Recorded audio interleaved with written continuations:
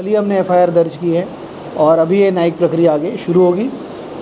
मुझे इस बात की भी खुशी है कि कई विभागों ने लगभग 40 से अधिक विभागों ने इन कमेटियों का गठन कर लिया है और कई विभागों ने हमें लगातार सूचना दे रहे हैं जिनको हम प्राथमिक जांच कर रहे हैं। लंबी प्रक्रिया के बाद ये 65 व्यक्तियों के विरुद्ध, सरकारी कर्मचारियों के विरुद्ध प्रकरण दर्ज हुआ है जो अभी वर्तमान में नौकरी में कार्यरत है।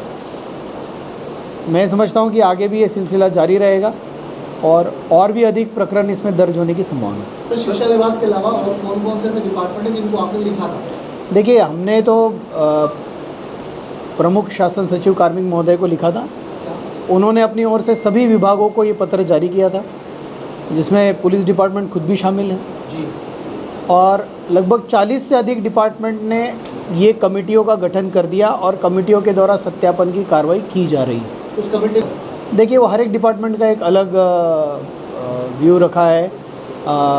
किसी ने कोई संभाग स्तर पे बनाई है, डिपेंडिंग अपॉन कि डिपार्टमेंट कैसा है और किस लेवल की भर्ती है, उस हिसाब से जो भी संबंधित अधिकारी है उन्होंने कमेटियों का गठन किया। जो कमेटी बनी उसकी जांच के बिंदु, देखिए, 2 बिंदु जो प्रमुख शासन कार्मिक महोदय द्वारा जो आदेश जारी किया गया है उसमें डमी की जांच कि भाई जो व्यक्ति ने परीक्षा दी है और जो व्यक्ति आज कार्यरत कर रहा है क्या वो एक ही है शक्ल से, और दूसरा है फर्जी डिग्री। तो इन 2 की जांच और सत्यापन के लिए डिपार्टमेंट को निर्देशित किया गया है, जो कि डिपार्टमेंट्स कर रहे हैं। क्योंकि जब हम एक पेपर लीक के, मैं कहूँगा कि भाई जो अनुचित साधन परीक्षा में प्रयोग किए जाते हैं उसमें पेपर लीक एक बड़ा भाग है।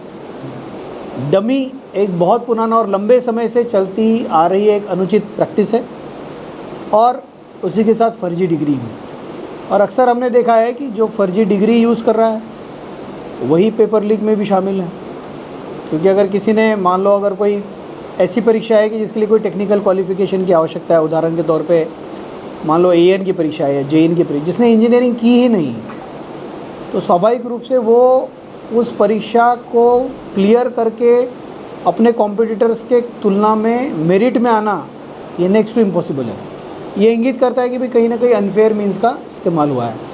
तो जो कमेटियों ने जांच की है, क्योंकि ऑब्वियसली SOG के पास इतने संसाधन नहीं थे कि हर एक विभाग की हर एक परीक्षा की ये जांच करे, तो विभाग ने जो सहयोग किया है तो उससे न केवल विभाग को फ़ायदा हुआ है, बट एक ओवरऑल अगर हम लार्जर पिक्चर देखते तो उसके षड्यंत्र में कौन कौन शामिल थे ये भी आगे पता चलेंगे और वो भी गिरफ्तार होंगे। तो क्या उसकी सीमा 5 साल ही है जैसे कि शिक्षा विभाग वाले में, या? देखिए, इसमें क्योंकि ये एक रिकॉर्ड बेस्ड कार्रवाई है, परीक्षा का रिकॉर्ड कब तक है क्या है, तो कहीं ना कहीं हमें एक रोक लगानी पड़ेगी कि कितना पीछे। अभी प्रिलिमिनरी जो आदेश किए हैं वो 5 वर्ष के। ये माध्यमिक शिक्षा विभाग के सारे और केवल माध्यमिक शिक्षा विभाग में ही कार्यरत 65 कार्मिकों के विरुद्ध एफआईआर है।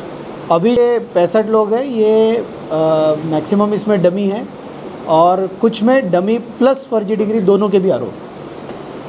इतने डिपार्टमेंट हैं,